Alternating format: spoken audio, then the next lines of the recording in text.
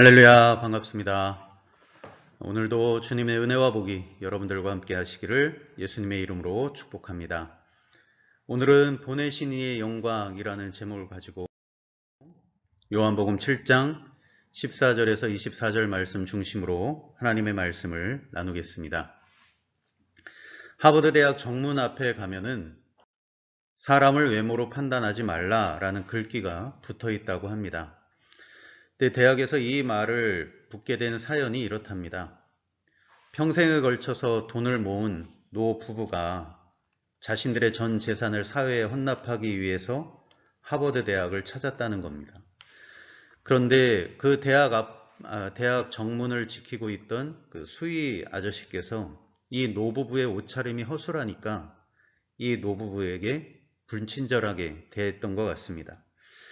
총장을 만나러 왔다는 이 부부의 말에 이 수의 아저씨는 코웃음을 치면서 총장님은 바쁘니까 못 만난다. 그냥 돌아가라. 이렇게 냉대를 했던 것 같습니다. 그래서 이 노 부부는 실망을 하고 하버드 대학에서 나와서 길을 가다가 생각했습니다. 우리가 학교에 기부할 것이 아니라 우리가 대학 하나를 세웁시다. 라고 생각했다는 것입니다. 그래서 그날 세운 대학이 어느 대학이냐? 오늘날도 미국에서 명문대로 불리고 있는 스탠포드 대학이 그때 세워진 대학이라는 것입니다. 나중에 하버드 대학에서 이 사실을 알았지만 이미 때는 늦었고 그래서 그 이후로부터 하버드 대학의 정문에는 사람을 외모로 판단하지 말라는 글귀가 붙어 있게 되었다는 것입니다. 우리가 사람들을 단지 외모로 눈에 보이는 것으로만 평가하고 판단할 때는 많은 실수를 저지를 수밖에 없습니다.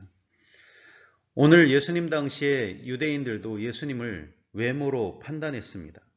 남루한 옷차림이나 목수라는 직업이나 이렇게 눈에 보이는 대로 예수님을 판단했던 것입니다. 예수님께서 초막절에 유대로 가서 성전에서 말씀을 가르치셨습니다. 그런데 그 가르치시는 말씀을 듣고 사람들은 크게 놀랐다고 했습니다. 그런데 문제는 무엇에 놀랐는가 하는 것입니다. 예수님의 가르치심이 뛰어나서 놀랐는가? 그것이 아닙니다. 유대인들이 놀랐던 이유는 유대인들이 놀랍게 여기이르되 이 사람은 배우지 아니하였거늘 어떻게 그를 아느냐 하니 유대인들이 놀란 이유는 예수님의 가르치심이 뛰어나서 놀란 것이 아니라 자신들이 생각했던 그 사람과 다르다는 거죠. 자신들이 알기에 예수는 목수의 아들이요 글을 배운 적이 없는데 공부를 한 적이 없는데 어떻게 구약성경을 그렇게 잘 읽고 어떻게 구약성경의 깊은 뜻을 이해할 수 있었느냐? 못 배운 사람이 어떻게 이렇게 잘 아느냐? 이렇게 예수님의 외모만 보고 판단을 했다는 것입니다. 그래서 이렇게 잘못된 판단으로 인해서 이들에게 다가온 불행이 무엇이었냐 하면 이 사람이 마리아의 아들 목수가 아니냐, 야고보와 요셉과 유다와 시몬의 형제가 아니냐, 그 누이들이 우리와 함께 여기 있지 아니하니 하고 예수를 배척한지라. 마가복음 6장 3절에 보면 이처럼 예수님의 외모만 보고 예수님을 배척했다는 것입니다. 예수님을 배척했다는 얘기는 예수님을 메시아로 받아들이지 않았단 말이고 그것은 곧 이들에게 구원은 없었다는 것입니다. 그래서 예수님은 오늘 24절에서 이렇게 말씀하셨습니다. 외모로 판단하지 말고 공의롭게 판단하라 하시니라. 판단은 하는데 단지 눈에 보이는 것만으로 아는 것만으로 하지 말고 공정하게 하라는 것입니다. 그렇다면 여러분 이렇게 판단을 잘하는 것이 공정한 판단이 왜 중요할까요? 그것은 판단이 공정할수록 본질을 알 수 있기 때문입니다. 본질을 볼 수 있기 때문입니다. 여러분 본질이 무슨 뜻입니까? 본질이라고 하는 것은 어떤 존재를 규정하는 근본적인 것을 본질이라고 합니다. 그러니까 그 어떤 존재가 그 존재로서 있기 위해서는 없어서는 안 되는 것, 꼭 그것이 있어야만 그것이 되게 하는 것, 이것을 본질이라고 말합니다. 그러니까 오늘날 우리들이 그리스도인으로서 존재를 규정하고 우리가 그리스도인으로서 살아가기에 반드시 있어야 되는 것. 이것이 있어야만 그리스도인이 되고 그리스도인으로서 살아갈 수 있게 되는 것. 그것이 뭘까? 오늘 우리들의 본질이 뭘까? 그것은 바로 예수님이십니다. 예수님. 그리스도가 없는 그리스도인은 있을 수가 없는 것입니다. 우리가 그리스도인으로서 살아가기 위해서는 예수님과 예수님의 말씀이 반드시 있어야만 우리들은 그리스도인으로서 살아갈 수 있다는 것입니다. 예수님이 우리의 본질이 되어 주셔야만 우리는 예수님 믿는 사람으로 살아갈 수 있게 된다는 것이지요. 그러면 여러분, 예수님이 본질이라는 것은 무엇일까요? 그것은 예수님이 내 삶의 모든 판단의 기준이 되는 것이요, 내 삶의 모든 것의 근원, 동기가 된다는 것입니다. 내가 무엇을 하느냐 마느냐 하는 모든 판단은 예수님으로부터 시작된다는 것입니다. 예수님의 말씀에 어긋나면 안 하는 것이고 예수님 말씀에 맞으면 하는 것이고, 이것이 예수님이 우리의 본질이 되어 주시는 것입니다. 그래서 예수님께서 우리의 신앙, 우리의 삶의 본질이 되시면 우리는 죄 용서받고 하나님의 자녀가 되고 부활의 은혜, 응답의 은혜를 받고 살아갈 수 있게 되는 것입니다. 그러나 반대로 예수님이 우리의 본질이 아니실 때 우리들은 예수님을 믿는다고 하지만 여전히 우리들은 사람을 보게 되고 상황에 얽매이게 되고 우리들의 성장을 방해받게 되는 것입니다. 오늘 이 예배 역시 마찬가지입니다. 예수님이 나의 구원자시라는 신앙 고백이 없는 예배는 하나님께서 받으실 만한 예배가 되지 못합니다. 그래서 우리들은 반드시 이 예배가 온전한 예배가 되기 위해서는 우리의 신앙 고백이 있은 후에 예배를 드리게 되는 것이지요. 전능하사 천지를 만드신 하나님 아버지를 내가 믿사오며 그 외아들 우리 주 예수 그리스도를 믿사오니, 예수님에 대한 온전한 신앙 고백이 있은 후에 우리는 우리의 마음의 문을 열고 예배의 문을 열고 하나님께로 나아가게 되는 것입니다. 여러분, 기도와 말씀, 전도와 봉사도 다 마찬가지입니다. 예수님이 생명이시고 예수님이 구원이시기 때문에 예수님의 이름으로 기도하는 것이고 예수님의 말씀을 듣는 것이고 예수님의 이름을 전하는 것입니다.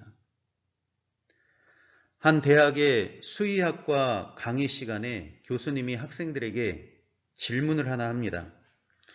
한 경주마가 달리던 중에 넘어져서 쇄골이 부러지는 상황이 발생했는데 수의사들은 이 말을 어떻게 치료하면 될까요? 라고 학생들에게 질문을 했다는 것입니다. 한 학생이 손을 들고 이렇게 말합니다. 먼저 움직이지 못하게 통으로 기부스를 한 뒤에 뼈가 붙도록 해야 됩니다. 그랬더니 교수님이 정답이 아닙니다. 또 다른 학생이 손을 들고 말합니다. 먼저 붕대로 압박을 한 뒤에 항생제 처방을 해야 됩니다. 역시 그것도 정답이 아닙니다. 그랬더니 또 한 학생이 손을 듭니다. 저는 말을 마취시키고 바로 수술하겠습니다. 역시 그것도 정답이 아닙니다. 그러면서 그 교수님이 이렇게 말합니다. 만약 누가 나에게 와서 자기 말이 쇄골이 부러졌다고 하면 나는 기자부터 부를 것이요. 왜냐하면 말에는 쇄골이 없기 때문이요. 라고 말했다는 것입니다. 여러분, 이 교수님은 어떤 문제를 접하게 돼도 가장 중요한 본질을 놓쳐서는 안 된다는 사실을 학생들에게 가르쳐주고 싶었던 겁니다.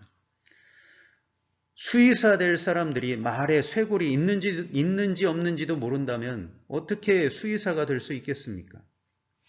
오늘 우리들의 신앙, 우리들의 삶의 본질은 예수님이십니다. 이것을 놓치면 안 된다는 것이지. 이것을 놓치면 괜한 말에게 기부스시키고 괜한 말에게 항생제 처방하고 안 해도 되는 수술을 하는 것과도 같은 것입니다. 인생을 허비하게 되는 것이지요. 일주일이 참 빠르지요. 일주일이 너무 빠릅니다. 월요일인 것 같으면 수요일이고 수요일인 것 같으면 주일이고 그렇게 후딱후딱 지나갑니다. 그러면 우리의 남은 여생은 얼마나 빨리 지나갈까요? 앞으로 빨리 지나가는 우리의 남은 여생을 우리는 어떻게 살아야 하겠습니까? 우리의 남은 여생은 예수님을 본질 삼고 사는 삶을 살아야 될 줄로 믿습니다. 그렇다면 예수님을 본질 삼는 삶은 어떤 삶이 될까요? 두 가지만 살펴보려고 합니다. 하나는 하나님의 영광을 위한 삶을 살게 됩니다. 오늘 본문 16절에 보면 예수님께서 내 교훈은 내 것이 아니요 나를 보내신 이의 것이다 라고 말씀하십니다. 즉 예수님의 교훈과 가르침은 예수님 자신의 것이 아니라 하나님의 것이라는 겁니다. 나를 보내신 하나님 아버지의 것이라는 것입니다. 그리고 하나님의 교훈을 가르치시는 이 예수님은 누구이냐? 오늘 18절에 스스로 말하는 자는 자기 영광만 구하되 보내신 이의 영광을 구하는 자는 참되니 그 속에 불의가 없느니라 하고 말씀합니다. 즉 보내신 이의 교훈을 말하는 자는 보내신 이의 영광을 구하는 자라는 겁니다. 즉 예수님은 누구시냐? 예수님은 하나님 아버지의 교훈을 가르치는 자요 하나님 아버지의 영광을 추구하는 자라는 것입니다. 그렇기 때문에 예수님을 본질로 삼는 사람의 인생은 하나님의 영광을 위한 삶을 살아가게 된다는 것입니다. 예수님이 하나님의 영광을 위해 사신 분이기 때문에 하나님의 뜻을 이루시기 위해 사신 분이기 때문에 그런 예수님을 본질로 삼고 사는 우리들 역시 하나님의 영광을 위해 살아갈 수 있는 사람들이 될 수 있다는 것입니다. 그런데 여기서 우리들이 우리의 모습을 돌아볼 것이 하나가 있습니다. 우리들은 하나님의 영광을 위해서 살아가야 된다는 것을 너무나 잘 알고 있습니다. 그런데 하나님의 영광을 위해 살아갈 때 간혹은 격가지가 자꾸 붙는다는 것이 문제입니다. 그 격가지가 무엇이냐? 하나님의 영광이면 여기서 끝나야 되는데 우리들은 은연중에 하나님의 영광을 말하면서 덩달아 나의 영광을 챙기기를 원한다는 것입니다. 하나님이 영광 받으실 때 우리들은 나도 모르게 그 영광을 함께 받기를 원하고 있다는 겁니다. 그래야만 직성이 풀리는 것 같고 그래야만 왠지 보상을 받는 것 같은 그런 마음이 든다는 것이지요. 그러다 보니 하나님께 영광은 좋은데 그 영광이 나에게도 오지 않으면 사람들은 그것 때문에 서운해하고 그것 때문에 화를 내고 그것 때문에 시험에 들고 왜 나를 알아주지 않느냐고, 왜 나의 수고를, 왜 나의 희생을 알아주지 않느냐고 하나님의 영광을 구하는 자들이 간혹은 이렇게 나의 영광을 덤으로 얻기를 바라는 마음이 있을 수 있다는 것입니다. 여러분, 저나 여러분들, 우리들 마음에는 그런 마음이 없는지 우리 스스로를 돌아보기를 원합니다. 제가 저를 가만히 보니까 저는 그런 마음이 좀 있는 것 같습니다. 사울왕이 그랬습니다. 아말렉과의 전쟁에서 승리했습니다. 그런데 그 승리는 하나님께서 해주신 하나님의 승리입니다. 그런데 사울은 그 승리 가운데 자신도 무언가를 챙기기를 원했습니다. 가장 좋은 양과 소. 아간도 마찬가지입니다. 여리고성과의 싸움에서 아간이나 이스라엘 백성이 한 것이 없습니다. 그냥 그 여리고성을 돌았을 뿐이고 그 성을 무너지게 한 것은 하나님이신데 그 하나님의 승리 가운데 아간 역시 무언가를 자기 몫으로 얻어내기를 원했습니다. 그래서 그 아간과 사울왕은 하나님의 영광에서 멀어질 수밖에 없었습니다. 우리들은 하나님의 영광을 말할 때 내 몫에 무언가를 바랄 때가 있습니다. 그러나 이것은 오히려 우리를 시험 들게 하고 오히려 우리들을 하나님의 영광으로부터 멀어지게 만든다는 것입니다. 그럼 어떻게 하면 될까요? 예수님께서 하나님께 영광 돌리는 가장 빛나는 순간이 언제였냐 하면 십자가를 질 때였습니다. 십자가에서 죽으실 때였습니다. 예수님은 공생의 동안에도 하나님께 영광을 돌리실 때 예수님 자신의 영광을 함께 말하지 않으셨습니다. 오히려 오늘 본문에서도 예수님은 이것은 아버지의 교훈이고 이것은 아버지의 영광, 하나님의 뜻을 일하는 것이라고 말씀하셨습니다. 정말 우리가 하나님께 영광 돌리는 삶이 되는 것은 내가 죽는 것을 연습하는 것이 하나님의 영광을 위한 삶입니다. 예수님처럼 내가 죽어야 바로 거기서 하나님께 진정으로 영광 돌리는 일들이 일어나게 되는 것입니다. 우리들이 우리 안에 있는 모든 것을 비우고자 하여 주님 앞에 겸손히 무릎을 꿇을 때 주님은 주님의 것으로 그때부터 우리들을 채우시기 시작합니다. 주님은 먼저 주님의 영 성령님으로 우리들을 채우시고 우리들의 삶 하나하나를 채워 가신다는 것입니다. 그래서 너희는 먼저 그 나라와 그의 의를 구하라. 그리하면 이 모든 것을 너희에게 더하시리라 하신 이 말씀처럼 우리가 나를 죽이고 하나님의 영광을 높이 드러낼 때 하나님은 하나님의 은혜로 우리들을 채워 가신다는 것입니다. 여러분, 우리들의 남은 여생은 얼마가 될지 모릅니다. 한치 앞을 모르는 것이 우리의 인생입니다. 한치 앞을 모르는 우리의 삶, 진정으로 하나님께 영광이 되는 삶은 내가 무언가를 하기 이전에 하나님께서 원하시는 사람으로 되어가는 것입니다. 하나님께서 원하시는 사람으로 되어가는 것, 그것 자체가 벌써 하나님께 영광을 돌리는 삶이 되는 것입니다. 두 번째로 예수님의 본질인 그리스도의 삶은 어떤 삶일까요? 그 인생은 정말 중요한 것이 무엇인지 알고 사는 삶이 됩니다. 본문에서 예수님께서 유대인들에게 이렇게 말씀하십니다. 23절에 보면 모세의 율법을 범하지 아니하려고 사람이 안식일에도 할례를 받는 일이 있거든 내가 안식일에 사람의 전신을 건전하게 한 것으로 너희가 내게 노여워하느냐라고 말씀합니다. 이 말뜻은 뭐냐 하면 이스라엘은 아이가 태어나면 8일째 되면 무조건 할례를 시켰습니다. 그런데 그 8일째 할례 받는 그날이 안식일이면 안식일이지만 8일째 할례 받는 것이 율법이기 때문에 그냥 8일째 할례를 시켰다는 겁니다. 안식일이라도.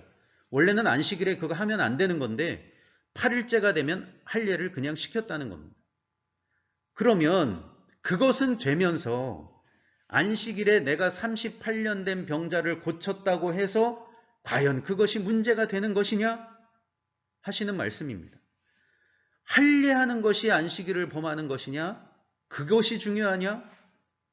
아니면 38년 된 병자를 고치는 것, 그것이 중요하냐? 어떤 것이 중요하냐? 예수님은 유대인들에게 그것을 되묻고 계시는 것입니다. 할례는 괜찮고 38년 동안 죽었다가 살아나 병 고쳐서 살아난 그 사람은 죽일 일이 되는 것이냐? 하고 묻는 것입니다. 그래서 예수님은 외모로 판단하지 마라. 너희들 기준으로 너희들 보고 싶은 대로 너희들이 생각하고 싶은 대로 그렇게 판단하지 말라는 겁니다. 공의롭게 하라는 것입니다. 무엇이 옳은지를 보고 공정하게 판단하라는 것입니다. 여러분, 오늘 우리들의 삶에서 정말 중요한 것이 무엇일까요? 당장 눈에 보이는 것, 당장 필요한 것, 이런 것들을 신경 쓰느라고 나에게 정말 중요한 것, 하나님이 나에게 정말 중요하게 여기시는 그것을 놓치고 산다면 그것이야말로 문제가 되는 것입니다. 정말 우리들은 등잔 밑이 어둡다고 매주 교회 오면서 교회가 소중한지를 잘 모릅니다. 매일매일 믿음 은혜 하면서 이 믿음이, 이 은혜가 얼마나 중요한지 우리는 잘 모릅니다. 오늘 이 순간 우리들이 가진 이 믿음이, 하나님이 오늘 우리들에게 주신 이 은혜가 얼마나 큰 은혜인지 우리는 그것을 모릅니다. 고린도서 6장 1절에 이런 말씀이 있습니다.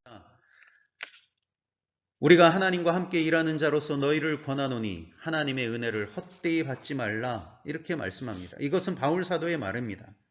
여기서 보면 바울 사도가, 여러분, 바울 사도는 그 영적 전쟁에서 최전선에 있었던 분 아닙니까? 그럼 우리들은 생각하기 쉽지요. 그런 분에게 제일 필요한 것은 하나님의 능력이 아닐까?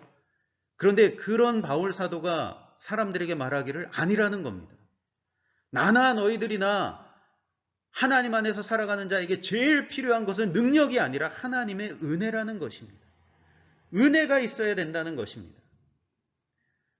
최전선에서 악한 영과 싸웠던 바울 사도가 하나님의 은혜를 말했다면 오늘 하루하루를 살아가는 우리들에게 하나님의 은혜는 얼마나 귀한 것이 되겠습니까? 그 은혜를 헛되이 받지 말라는 것입니다. 그러면 여러분, 오늘 우리들 하나님이 주신 은혜 중에 은혜가 무엇일까요? 그것은 바로 구원의 은혜입니다. 구원의 은혜. 제가 장례에 가서 설교할 때 유족들에게 위로의 말을 해주고 싶은데 때로는 무슨 말을 해야 될지, 그리고 슬픔에 잠긴 분들에게 어떤 말이 그분들에게 그 순간 위로가 되겠습니까? 그럼에도 불구하고 제가 그분들에게 꼭 드리는 말씀이 있습니다. 그것은 예수님 안에 있으면 다시 만날 수 있습니다 라는 말입니다. 어쩌면 그 순간에는 그 얘기도 들리지 않을지도 모릅니다. 그러나 시간이 흐르면 그래도 다시 만날 수 있습니다 라는 말이 소망이 되지 않을까라는 기대감으로 저는 그 말씀을 꼭 드립니다. 왜냐하면 예수님 안에 있으면 다시 만날 수 있습니다라는 이 말은 사실이고 진리이기 때문입니다. 이 구원의 은혜를 사도 바울은 헛되이 받지 말라, 구원을 놓치지 말라고 우리에게 당부하고 있는 것입니다. 이 구원의 은혜를 눈에 보이는 지금 당장 사람 때문에, 지금 당장 일이 안 풀린다고, 이런 비본질적인 것 때문에, 이런 외적인 것 때문에 이 구원의 은혜를 놓치지 말라고 우리 예수님은 말씀하고 계시는 것입니다. 여러분, 창세기 1장에 천지 창조의 사건이 나옵니다. 그러면 여러분, 창세기 1장에 나온 이 천지를 창조한 이 놀라운 사건, 얼마나 큰 사건입니까? 천지를 만든 사건. 이 사건과 나 하나를 구원하신 십자가 구원의 사건, 어느 것이 더 큰 사건이 되겠습니까? 그것은 두말할 필요 없이 구원 사건이 더 큰 사건입니다. 여러분, 천지창조는 어떻게 이루어졌습니까? 하나님의 말씀으로 이루어졌습니다. 말씀으로 천지가 창조됐습니다. 그런데 구원의 사건은 어떻게 이루어졌습니까? 하나님의 아들이 죽어서 이루어진 것이 구원의 사건입니다. 말씀으로 된 것과 죽어서 된 것과 어느 것이 더 큰 사건이겠습니까? 어느 것이 더 위대한 사건이겠습니까? 그래서 하나님이 보실 때 나 하나 살리는 것이, 나 하나 구원하는 것이 천지를 창조하는 것보다 더 귀하고 더 값진 일이었다는 것입니다. 그래서 사람의 영혼은 천하보다 귀한 것입니다. 그런데 우리는 이 큰 구원의 은혜를 아무 대가 없이 받다 보니 이 구원의 은혜가 얼마나 귀한지 모르고 그냥 그런가 봐 하면서 지나갈 때가 얼마나 많은지 모르겠습니다. 여러분, 여기서 문제가 생깁니다. 신앙의 회의가 오고 믿을까 말까 고민하게 되고 교회를 갈까 말까, 예배를 빠질까 예배를 드릴까. 그런데 여러분, 중요한 것은 우리 주님은 이 구원의 은혜를 아무에게나 아무 때나 베풀지 않으신다는 겁니다. 우리 주님은 이 은혜를, 특히 구원의 은혜를 마치 선심 쓰듯 그렇게 누구에게나 아무에게나 주시는 그런 게 아니라는 겁니다. 그러면 이 은혜를 우리 하나님은 누구에게 주실까요? 출애굽기 33장 19절에 보면 여호와께서 이르시되 내가 내 모든 선한 것을 내 앞으로 지나가게 하고 여호와의 이름을 내 앞에 선포하리라. 나는 은혜 베풀 자에게 은혜를 베풀고 긍휼히 여길 자에게 긍휼을 베푸느니라 라고 말씀합니다. 하나님은 어떤 하나님이십니까? 아무에게나 은혜를 주는 게 아니라 하나님이 은혜 베풀 자라고 작정한 자에게만 은혜를 베풀고 내가 긍휼히 여겨야겠다고 작정하신 사람에게만 긍휼을 베푸시는 분이라는 것입니다. 은혜 베풀 자에게 은혜 주시고 긍휼히 여길 자에게 긍휼을 주시는 분이 하나님이십니다. 모두에게 은혜 주시고 모두에게 긍휼을 주시는 것이 아닙니다. 그런데 그 은혜와 긍휼에 누가 포함되어 있는가? 바로 저와 여러분들이 포함되어 있다는 것입니다. 오늘 여기 교회 오는 것이 아무나 오는 것인 줄 아십니까? 아닙니다. 오늘 우리들이 예배를 드리는 것이 아무나 드리는 것인 줄 아십니까? 우리는 때로는 이 예배를 지겹다고 생각하고 때로는 내 일상보다 예배가 뒤로 갈 때가 얼마나, 가볍게 여길 때가 얼마나 많습니까? 그러나 여러분, 오늘 이 시간 드리는 이 예배가 아무나 드리는 예배가 아니라는 것입니다. 하나님께서 은혜 주신 자만, 하나님께서 긍휼히 여기는 자만 드릴 수 있는 것이 이 예배라는 것입니다. 오직 하나님의 아들 예수님의 핏값으로 은혜 주신 자에게만 이 예배 드리는 순간은 허락되는 것입니다. 그런데 우리는 이 귀한 은혜를 잘 모릅니다. 오늘 이 지구상에 70억이 넘는 사람들 중에 우리들은 다른 사람들보다 더 의롭고 선해서 이런 은혜와 긍휼을 받았는가? 그것이 아닙니다. 오히려 세상에 있는 사람들이 저보다, 목사인 저보다 더 착하고 더 의로운 사람들이 얼마나 많은지 모릅니다. 그런데 하나님은 그들을 택하신 게, 그들에게 은혜 주신 게 아니라 저에게 은혜를 주셨습니다. 왜 저에게 은혜를 주셨는지, 왜 여러분들에게 은혜를 주셨는지는 모릅니다. 무슨 이유 때문에 하나님이 우리들을 택하셨는지는 모릅니다. 그러나 중요한 것은 하나님은 우리에게 너희는 은혜 받을 자이요 긍휼히 여길 자라고 하셔서 우리를 택하시고 구원의 은혜를 베푸셨다는 것이 중요한 것입니다. 예수님이 본질인 사람들은 이 구원의 은혜가 얼마나 값진 것인지 그것을 생각하며 살아가는 사람들입니다. 그리고 이 구원의 은혜를 붙들고 살아갈 때 우리들은 이 세상에 눈에 보이는 현상에 휘둘리지 않고 외모에 휘둘리지 않고 믿음대로 말씀대로 살아갈 수 있는 힘을 얻게 된다는 것입니다. 그래서 여러분, 우리들은 구원의 은혜를 잘 간직하고 전하고 가르쳐야 하는 것입니다. 오늘 말씀의 결론입니다. 예수님 당시에 그리고 오늘 이 시대도 이 세상에서는 사람들이 예수님을 평가하고 판단합니다. 자기들 눈에 보이는 대로 자기들의 기준을 가지고 자기들의 생각대로 예수님을 평가하고 판단합니다. 그러나 하나님께서 정하신 이 땅에서의 수명이 다하면 그 후에는 예수님께서 재판장이 되셔서 그때부터는 예수님이 사람들을 재판하십니다. 판단하십니다. 그럴 때 저와 여러분 예수님 앞에서 잘했다 칭찬받는 그런 자들이 되기를 간절히 원합니다. 그때를 위해 우리의 남은 인생 예수님을 본질 삼는 인생으로 살아가기를 원합니다. 하나님의 영광을 위해서, 구원을 위해서 오직 예수님을 본질 삼는 삶으로 살아가는 저와 여러분들이 되시기를 예수님의 이름으로 축복합니다.